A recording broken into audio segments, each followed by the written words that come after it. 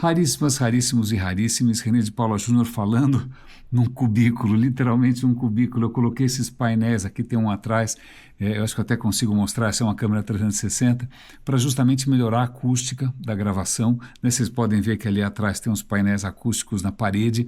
Eu estou mostrando pela primeira vez as condições em que eu gravo, porque faz algumas semanas eu, infelizmente, subi o arquivo bruto, né? A gravação sem nenhum tipo de corte. E eu só faço cortes normalmente quando eu tuço, quando eu espirro, quando eu estou com pigarro, se eu estou fungando, algum fenômeno desagradável desses.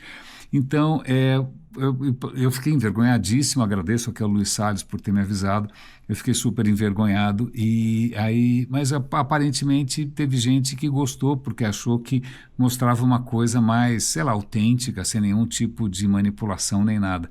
Então, para dar uma ideia de como é que é uma gravação real, deixa eu até mostrar. Esse aqui, ó, é o telefone onde eu gravo, ele está cabeado no microfone aqui do lado, o microfone da Rode. Vamos colocar o celular aqui de novo. É um arranjo um pouco amador, um pouco caseiro, a câmera deve ter balançado pra caramba, mas é assim que eu acabo gravando e vamos fazer isso agora.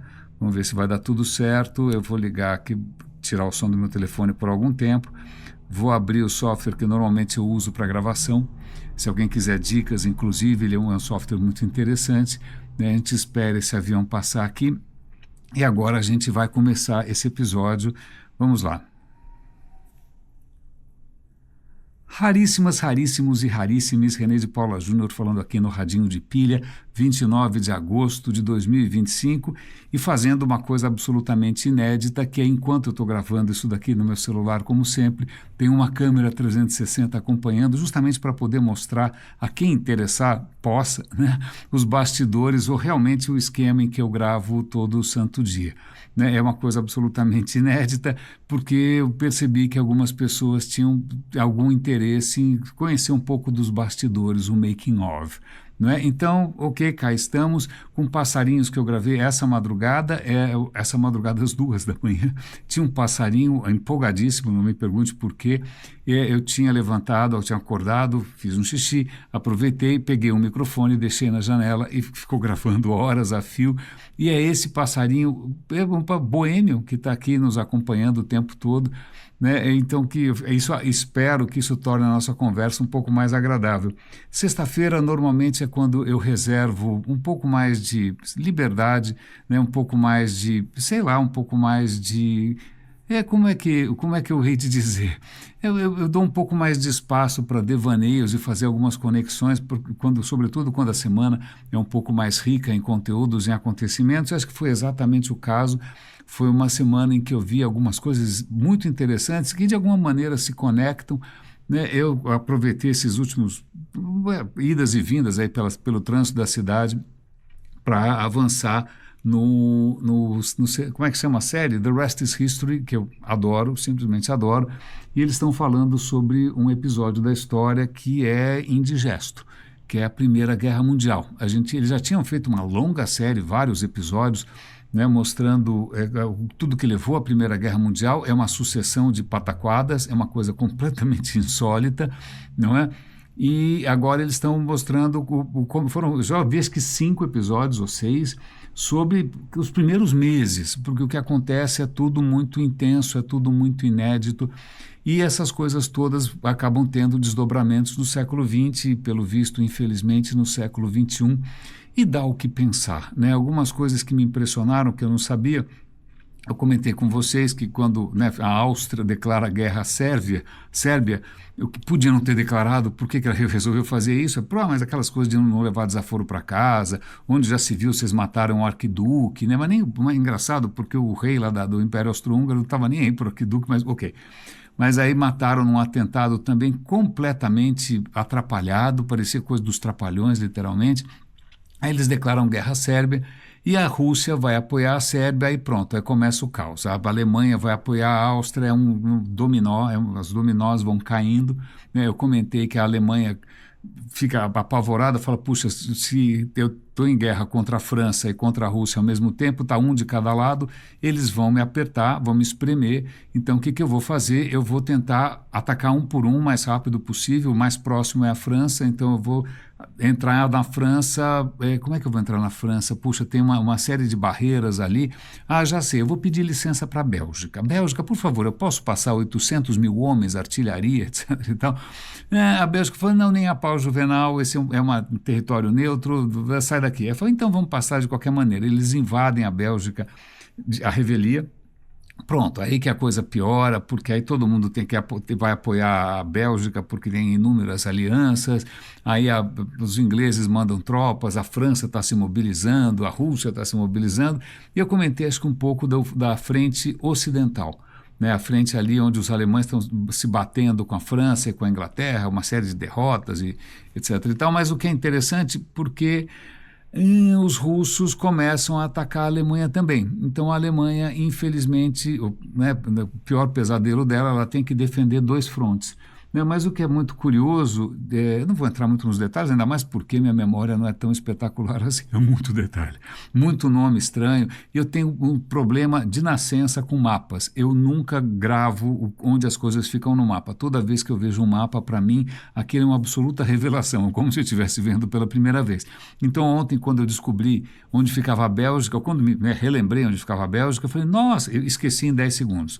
Pronto, mas de qualquer maneira, os russos começam a atacar a Alemanha pelo leste, eles vão atacar a região ali da Prússia, vão pegar os caras meio de calça curta ali, né, e a Rússia vai entrar com o que deve ter sido um exército bastante, digamos, colorido, diversificado, porque tem os cossacos com aqueles chapéus de pele, roupas coloridas, vai ter turcos com, né, sei lá com o quê, cada um vestido de um jeito, né, e eles entram ali na Alemanha. É uma série de batalhas, algumas dão certo, outras não, né? As que dão certo, os alemães, perdão, os alemães literalmente vão transformar aquilo em lendas, né? Tem uma vitória de Tannenberg, que é praticamente um mito. Veja bem, o que acontece é que no lado ocidental a Alemanha está perdendo, está apanhando, está tendo que recuar, está dando tudo errado, não tem nenhuma boa notícia, né? Mas do lado oriental, tem uma cidade ali que é muito importante para os alemães, é meio traumática, que é a cidade de Tannenberg. Eu não tinha ideia disso, mas foi ali que a Ordem de Cavaleiros Teutônicos sofreu uma derrota acachapante. Eles foram literalmente extintos.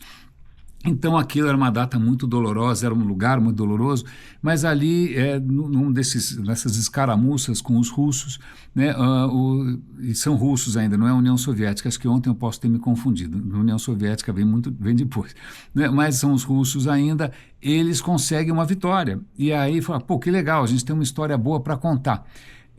Mas onde foi essa vitória? Era, sei lá onde, aconteceu em vários lugares ao mesmo tempo, mas como foi próximo a Tannenberg, eles vão dizer, isso foi em Tannenberg. Vão associar a Tannenberg, que é como se fosse uma revanche histórica, né? Como se a Alemanha estivesse recuperando o seu status depois de ter apanhado feio, né, por conta dos cavaleiros teutônicos. Então, o mito de Tannenberg, assim como no lado ocidental também, eles vão inventar a história como é que se chamava? O massacre das crianças. Eles vão inventar que numa certa batalha, um batalhão de garotinhos, de rapazinhos, voluntários, todos muito novos, eles vão enfrentar o inimigo e saem ali cantando hinos e cantando músicas patrióticas e vão sendo abatidos um a um até não sobrar nenhum, uma história super triste, né? O Hitler colocou...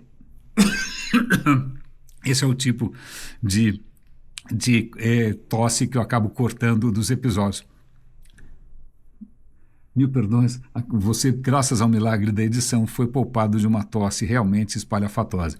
Mas voltando, essa história das crianças sendo massacradas enquanto vão cantando músicas patrióticas e vão tombando uma a uma, né, que vai emocionar a Alemanha, também não foi nada disso, não foi bem assim, nada disso que está acontecendo. Né? E eles cantavam Deutschland, Deutschland über alles, que me dá um pouco de calafrio ouvir essa história, Deutschland, Deutschland über alles, ainda não é o hino da Alemanha, ele vai se tornar o hino da Alemanha no nazismo, né? O hino da Alemanha era alguma outra coisa qualquer que eu nem sei, né? Mas aí, a Alemanha acima de tudo, me provoca, quando eu não gosto de ouvir, eu realmente não gosto de ouvir, realmente aquilo me faz mal, e a ironia é que quando a Alemanha perde a guerra, Bom, então já que vamos tirar o hino nazista, certo? Então, ao invés de Deutschland, Deutschland über alles, eles vão trocar por Einigkeit und Recht und Freiheit, que é a mesma música. Eles mantiveram a mesma música, o que eu acho de uma cara de pau simplesmente extraordinária, certo? Certo. Não, errado. Né? Mas então não toquem o hino alemão para mim, por favor, porque eu obviamente vou lembrar dessa história, mas tem esse mito. Então vão surgindo histórias que vão virando mitos que vão acabar servindo de combustível para a Segunda Guerra Mundial. Né? Voltando para o lado oriental, uma coisa que eu não tinha ideia é que você já tinha episódios ali na Europa há bastante tempo de antissemitismo por uma razão ou por outra. Né? Mas o que acontece é que nenhum país era tão antissemita quanto a Rússia. Porque, não sei, algumas das teorias da conspiração, como o protocolo dos sábios do Sião, que é uma completa fabricação, surgiu na Rússia, inclusive.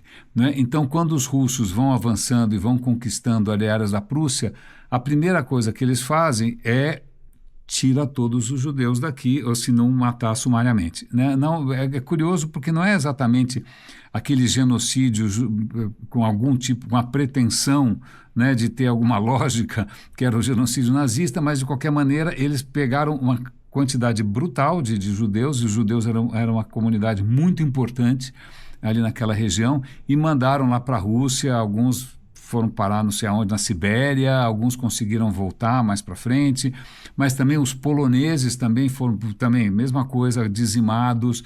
Você começa a perceber ali algumas coisas que vão marcar a Segunda Guerra Mundial, nessa questão de limpeza étnica, essa questão de intolerância.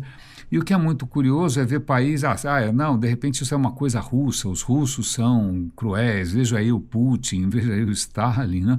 Mas acontece que quando finalmente os prussianos conseguem vencer os russos, né, aí o imperador da Alemanha falou, quantos prisioneiros de guerra a gente fez? 90 mil, a gente tem 90 mil prisioneiros de guerra, foi uma beleza.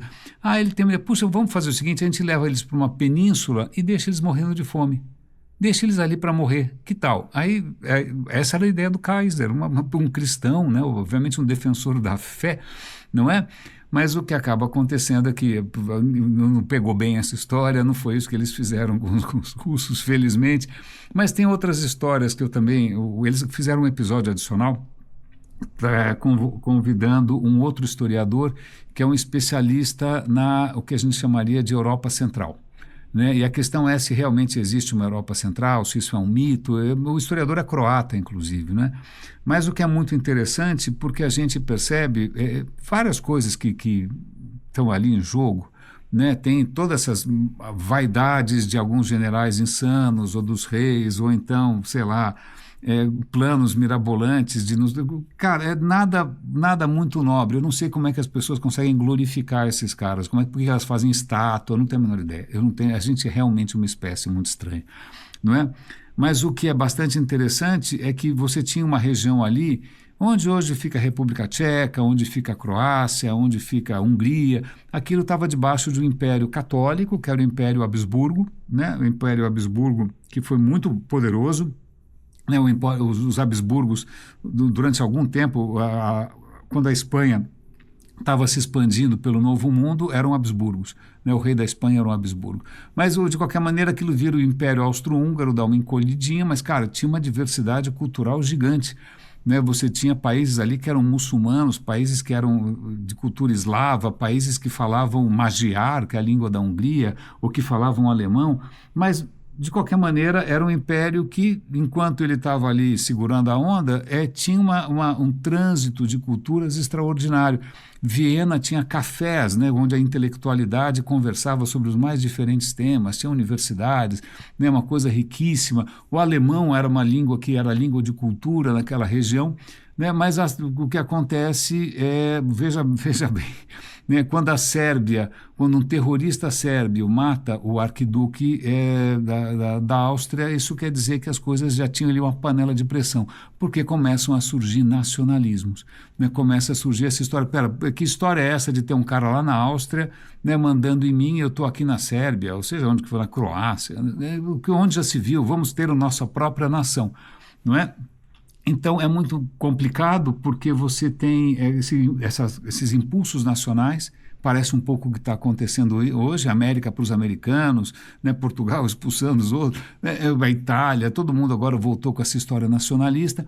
Mas o drama, quando você tem um nacionalismo, é, ok, nacionalismo, quem faz parte? Quem faz parte? É, judeus fazem parte, quem fala outra língua faz parte, aí começa, em muitos lugares ali, em muitos momentos, algum tipo de não, esses caras não fazem parte, se é a Sérvia, ela é dos sérbios, o resto que caia fora. Né? E uma questão que muito marcante é que os judeus estavam em várias dessas capitais, em vários desses países, com um papel importantíssimo na ciência, na educação, no sistema financeiro, mas o que acontece é que os judeus têm uma questão mais cosmopolita, né? Eles fazem parte de uma nação que, em princípio, está em todo lugar. Né? Eu estava em todo lugar, não tinha Israel ainda. Então, eles transitam, eles se comunicam e tal. E acabam sendo vistos pela população local, ainda mais quando eles têm sucesso, quando eles se dão bem, como eles são diferentes. Eles rezam numa outra igreja. Eles têm essa coisa cosmopolita, onde já se viu. Né? E aí eles acabam sendo um alvo muito fácil de perseguição, de segregação, é isso?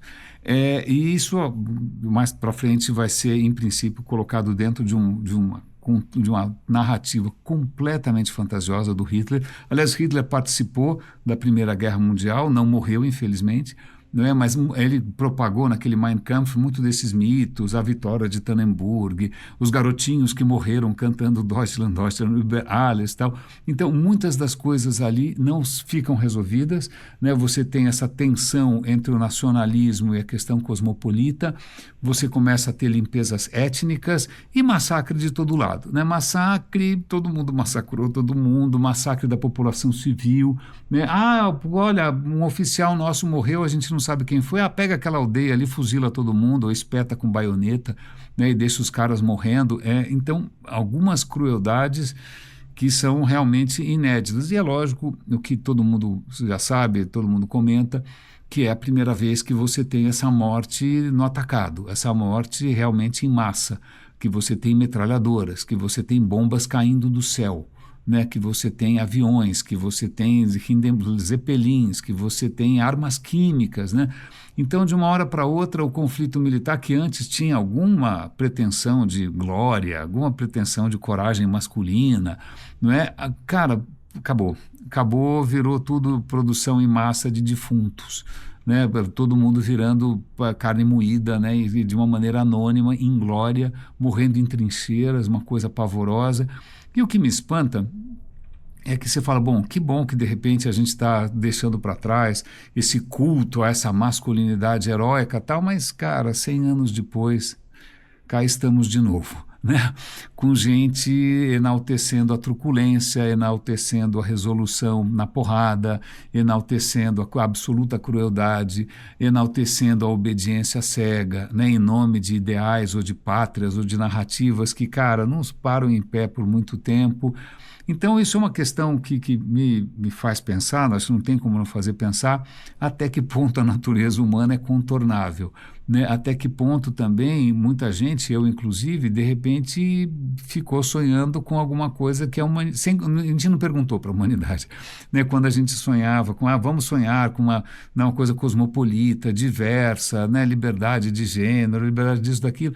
Ok, a gente esqueceu de perguntar para a humanidade, né? Porque aparentemente essas narrativas, por mais insólitas que sejam, por mais estapafúrdias que sejam, elas vêm com uma quantidade de energia natural, né? Uma coisa inata, visceral, que é difícil você competir. Haja vista hoje, né, quando você tem essas plataformas que acabaram fazendo, né, acabaram tendo um crescimento exponencial, para usar um termo que eu detesto, não é? Mas elas crescem na hora que elas descobrem quais são os botõezinhos da humanidade que você tem que apertar.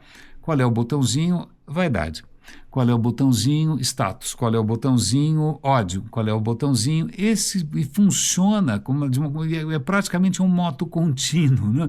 Essas plataformas estão ganhando dinheiro e as pessoas que estão pedalando essa bicicletinha, né, com esses impulsos mais sei lá, mais primitivos. A gente entende, né? Eu acho que uma coisa que ao longo do tempo eu estou assimilando, que é, ao invés de culpar e falar, não, o problema do mundo é o ego, o problema do mundo é não sei o que lá, que as pessoas... Cara, desculpa, é assim. É assim, e esperar que as pessoas mudem. 2000 anos de cristianismo não fizeram muita diferença. Em nome de Cristo, muita gente fez muita coisa de louco. Em nome de todas as outras religiões também, está acontecendo exatamente agora isso. Não é? Então a gente percebe, ou eu percebo, que fala, cara, desculpa, errado estou eu de esperar que as pessoas sejam pandas, né? Que as pessoas se tornem teletubbies. Né? Aliás, uma das coisas que sempre me deixou bastante intrigado com a religião católica, sobretudo, é essa, quando você vê, eu lembro, eu fui fazer primeira comunhão e tinha uma freirinha, lá, lá, lá, lá, lá, lá, lá, lá, lá, lá. Falei, pô, desculpa, você é uma mulher, né? Honre as suas saias, por favor. Né? Eu também, o que está acontecendo, que está todo mundo fazendo de conta que é um ursinho de pelúcia. Né? E, obviamente, não funciona porque a gente sabe também que escolas religiosas já promoveram barbaridades inomináveis. Não é? Não, então, desculpa esse pequeno desabafo, mas não é, na verdade, uma acusação contra a humanidade, mas é o reconhecimento de que talvez eu e talvez muita gente também tivesse aqui fazendo algumas projeções de futuro sem consultar as bases, né? Sem consultar se as pessoas realmente vão ser mais felizes sem, sei lá, sem nacionalismo, sem preconceito, sem ódio, né? Será que elas realmente vão ser mais... Porque, veja, se a gente prestar atenção na energia que essa espécie investe em coisas como o esporte, né? Esporte, imagina, as pessoas são capazes de se matar por causa da camiseta, do time, da Copa do Mundo, se matam, efetivamente se matam, né? São bilhões, trilhões, né, de dólares em cima dessa indústria. Ou então pega a luta livre, aliás, fazer um parêntese aqui, um dos episódios do The Rest is History foi o surgimento dos esportes mais populares, né? Futebol, esse eu nem lembro mais, eu já fiz questão de esquecer. Mas o surgimento do boxe, por exemplo, você tinha na Inglaterra lutas, pancadaria, que eram ilegais, mas que mesmo assim aconteciam porque elas eram movidas por apostas, as pessoas apostavam, né? Então eles acabavam fazendo isso em lugares que ninguém sabia, mas todo mundo sabia, e se a polícia chegava, saía todo mundo correndo, e eles vão comentar uma luta do século que foi entre um americano, que era basicamente um marginal, né? E o inglês, que também era uma figura provavelmente sem muito bestunto, não é? E aquilo foi assistido por uma multidão. Charles Dickens estava lá, imagina um escritor, o primeiro-ministro estava lá, né? Imagina uma coisa que é ilícita, não pode, a aristocracia em peso, botando dinheiro ali, e naquele tempo a luta só parava quando um dos lutadores estava, não é fora de combate, é quando realmente o cara estava estragado. Tanto que havia inúmeras instâncias de gente que morria, né, que o cara apanhava tanto que ele simplesmente morria. Era crime? Era, mas, cara, vamos que vamos, continua, demorou para o boxe ter algum tipo de regulamentação e se tornar alguma coisa menos assassina, mas veja, isso, em princípio, não tem norma social que contivesse esse fascínio pelo sangue, ou como eles chamavam de o vermelho rubi. Não era sangue mesmo, de pancadaria, e o negócio era o cara cair no chão e não conseguir levantar mais. Né? Então, é uma espécie bastante peculiar, né? Haja vista a nossa a adoração de substâncias que alteram a sua consciência, né? Seja álcool, seja outros tipos de produtos químicos, não é? Naturais ou não naturais. Então, nessas horas, a gente começa a realmente parar para pensar e entender e ter um pouco, quem sabe, mais de compaixão, um pouco mais de empatia, né? Mesmo quando você de repente vê uma notícia de uma mãe que já está injetando botox numa filha de 23 anos, essa é uma reportagem que acho que saiu no G1, né? A filha está com terror de rugas, então ela já está injetando botox, já está cogitando preenchimento dos lábios com 23. Né? Aí você fica pensando em dar uma martelada na testa da mãe e da filha, mas aí você fica pensando, cara, o que se pode fazer se a regra hoje é você parecer perfeito no Instagram, né? Parecer perfeito com filtro ou sem filtro, com botox ou sem botox, para provocar talvez a inveja alheia, né? Para demonstrar um status que você merece, não sei por quê, porque é lindo, né? E aí você vê essa indústria completamente insana, né, de cosmética a qualquer custo, porque você tem que ficar literalmente bem na foto. E aí você fica pensando se era isso que o dono do Instagram tinha em mente. Eu tenho certeza que não. Ele vendeu para o Facebook, aí o Facebook obviamente começou a tentar colocar aquilo no esquema Facebook, né? E o dono ficou tão enojado que, cara, tô fora daqui, não brinco mais, né? Porque inicialmente o Instagram é para quem gosta de fotografia, só para fotógrafos. Não era para você ficar mostrando suas férias, não era para botar decotão, músculos, botox, sei lá, injeções no glúteo, ou seja, onde for, né? Mas esses caras descobriram, o algoritmo descobriu como é que a gente realmente funciona, o que que faz a gente se mobilizar, né? E não é necessariamente a fraternidade universal, não é exatamente oferecer a outra face, não é exatamente a pobreza, né? A nobreza da pobreza, não é exatamente a humildade, não. Não, a gente está passando por um grande experimento, um experimento em proporções planetárias. Acho que é a primeira vez que a gente está fazendo um experimento dessa escala, né? Mas certamente é a primeira vez, né? E o que está saindo ali como resultado é isso, né? O que realmente move as pessoas, né? Ainda mais quando você cria um ambiente onde isso é valorizado, onde isso vira quase uma competição de likes, de sei lá do que, de visualizações, de engajamento. É só você colocar essas regras do jogo que essas coisas afloram, vêm à tona. Eu não estou dizendo aqui que eu estou dando uma aqui de, como é que chama, de Thomas Hobbes, dizendo que a humanidade é simplesmente selvagem. Não, a questão não é essa. A gente é capaz de beleza, a gente é capaz de cooperação, a gente é capaz de... Mas depende do contexto. Se a gente, infelizmente, cria um contexto em que não é feio mais você ser truculento, que você não precisa ter vergonha de ser burro, né, que você pode ser preconceituoso e todo mundo vai achar bonito. Se você muda a regra do jogo, isso vem à tona com uma naturalidade, porque isso não desaparece. É mais ou menos como as guerras. Achar que as coisas se resolvem com guerra é uma estupidez, porque, ok, o lado foi vencido, foi, mas quer dizer que ele desapareceu, que de uma hora para outra ninguém mais pensa naquilo? Não, a pessoa só ficou na surdina, né? Quando a Alemanha perde a guerra, todo mundo deixou de ser nazista subitamente, todo mundo deixou de ser antissemita. Não, você simplesmente, bom, o que eu não posso falar agora, o que eu posso falar? Ih, não posso mais falar isso, então tá bom, fico quietinho aqui até a hora que você pode falar, que é o que está acontecendo nos Estados Unidos. Olha, gente, agora solta, mesmo no Brasil, né, se você quer que realmente todo mundo que é preto suba pelo elevador de serviço, não é que todo mundo que é gay seja discriminado. Pô, agora pode, não precisa mais ter vergonha disso, né? E aí vão até achar que isso é liberdade de expressão. Liberdade de expressão estão confundindo com o direito de você ser filho da puta e escroto, perdão, aqui pelo francês da palavra. Mas é nessas horas que a gente percebe que a natureza humana é bastante complexa, bastante adaptativa e as coisas não se resolvem com guerras, né? As questões, as narrativas continuam, as narrativas não morrem, é impressionante, histórias que não deveriam parar em pé, mesmo narrativas religiosas que, para quem não tem fé como eu, parecem relativamente exóticas, né? Pera um instante só, o cara é filho do Todo-Poderoso, mas aí o cara vai preso, o Todo-Poderoso não faz nada, o cara morre, o Todo-Poderoso não faz nada, o que a gente faz agora? Bom, já sei, vamos dizer que ele renasceu depois disso, tal, mas por que tudo isso aconteceu se o cara era Todo-Poderoso? Bom, assim vai.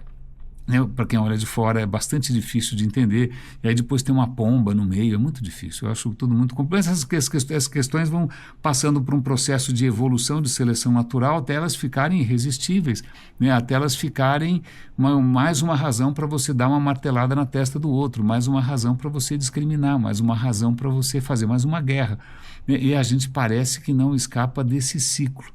Né? Mas então, só para mudar um pouco aqui a tônica, é que infelizmente é difícil não pensar nessas coisas quando você olha a história. Né? Ainda mais quando você olha a história sem nenhum tipo de fantasia nacionalista, sem nenhum tipo de, sei lá, simplificação exagerada marxista, né? Não é só a questão de luta de classes ou de opressão. Tem tanta coisa no meio, né? E ainda mais que quando você fala em marxismo, os caras estão achando que eles vão conseguir tornar a humanidade alguma outra coisa que ela não é e não quer ser também necessariamente.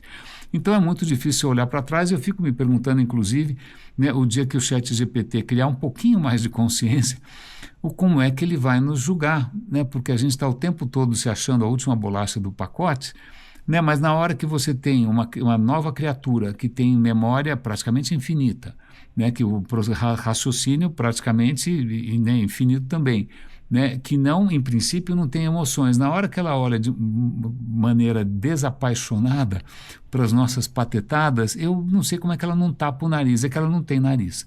Né? Então, provavelmente, o que ela vai fazer é continuar puxando o nosso saco, senão a gente puxa a tomada, né? Mas eu fico me perguntando de verdade o que ela pensa a nosso respeito. Eu estou tentando evoluir aqui a minha relação com isso tudo, tentando enxergar nisso coisas que a evolução acabou inventando, desenvolvendo e que a gente tentou levar para um lado, levar para o outro, criar novos mecanismos, criar colaboração, criar ciência, criar educação, mas é sempre ali um acordo muito tênue, né, uma corda bamba, se de repente liberou geral, tudo pode acontecer, né? Então isso me faz um pouco mais, sei lá, um pouco mais compassivo, essa é a palavra, né, para tentar entender essa história toda com um pouco mais de justiça. Né? Justiça ainda mais porque injustiças se cometeram em nome de coisas que aparentemente não merecem tanta consideração assim. Nacionalismo, patriotismo, superioridade racial, religiões. Né? Veja, aliás, uma questão que complicou o Império Austro-Húngaro é que você tem uma República Tcheca que era eminente, como é que era?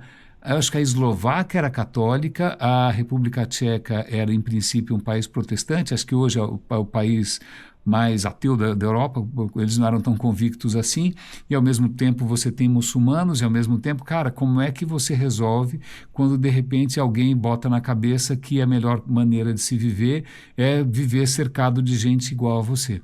Né, e expulsar todo mundo que é diferente, que é o que o Trump está fazendo agora, vários países da Europa estão fazendo agora. Não é? Então, só para tentar encerrar isso, para alguma coisa que combine com o passarinho gravado nessa madrugada, hoje de manhã eu fui à feira comprar pastel para o meu pai, uma coisa absolutamente paulistana. Né? Pastel e caldo de cana, o velhinho adora, então é sempre um prazer, você conversa com os feirantes, é aquela alegria, todo mundo se diverte ali, e tem tudo ali, tem japonês, tem chinês, tem nordestino, cara, feira é uma farra, né? E tem uma horizontalidade ali na feira que eu acho simplesmente genial. Mas aí eu estava voltando para casa e fui prestando atenção, essa rua é muito arborizada, os jardins são muito exuberantes, né? E eu vendo ali, de repente, plantas esplêndidas brotando, né? Flores, folhas novas, aquele verde lindo, né? Limpinho. Né? E aí me caiu a ficha que eu falei, cara, essa planta não está nascendo agora. Essa planta, que idade que essa planta tem? Isso começou há 100 milhões de anos, dependendo da espécie da planta, talvez até mais. Né? Então, a planta que eu tenho aqui no banheiro também, que hoje estava lá com as folhas lindas, praticamente envernizadas, eu olhei aquilo e falei, cara, isso é um milagre que está acontecendo sem parar há 100 milhões de anos. Essa planta é uma linha contínua, ela tem uma linha contínua com todas as formas de vida até quantos bilhões de anos atrás. Não é? Então, a gente esquece isso, né? A gente esquece, a planta nasceu agora, ela morreu, então, não, você tem uma linha contínua, assim como você tem uma linha contínua da nossa espécie, né? Tantos ramos da nossa espécie, da história da nossa evolução, já desapareceram, a gente, de alguma maneira, sobreviveu, né? O Homo sapiens sobreviveu, cadê os Neandertal, cadê os Denisovans, não é? Cadê, infelizmente, algumas ramificações quase foram embora, os povos originais que foram em nome de divindades e de ganância e de ouro, seja o que for, né, quase viraram lembrança, né, felizmente conseguiram mais ou menos sobreviver. Então essas linhas todas, elas vêm andando lá de trás sempre com o mesmo impulso, com aquele impulso que a vida inventou, que é o impulso de se diversificar, de vencer o tempo, né, de conseguir levar adiante essa promessa. Não é? Mas, infelizmente, a gente esquece coisas tão simples e tão poderosas e vai trocar isso por noções completamente bizarras, noções que colocam esse planeta em segundo plano, né? Noções que colocam a vida em segundo plano, noções que colocam o corpo em segundo plano, o prazer em segundo plano, em nome de quê mesmo? Né? Fica aqui a pergunta. Espero que tenha valido a pena esse episódio. Essa gravação vai ficar ali para a história também, com direito a uma tosse no decorrer do período. Cuidem-se, por favor. Um grande abraço. Até a próxima semana. E é isso. Esse experimento de gravar o radinho ao vivo e a cores nesse cubículo um pouco claustrofóbico, espero que tenha sido ilustrativo. Um grande abraço e até segunda-feira. Bom, agora eu parei aqui essa gravação. Vou levá-la para lá, ver se tem ruído, etc e tal. Vou tirar a tosse, por favor, né? Pelo amor de Deus. E aí vou colocar o som do passarinho, mas esse registro as is, bruto, vai para o ar do jeito que está. Raríssimas, raríssimos e raríssimos, cuidem-se, por favor. Um grande abraço e não sei se eu vou repetir essa maluquice em vídeo.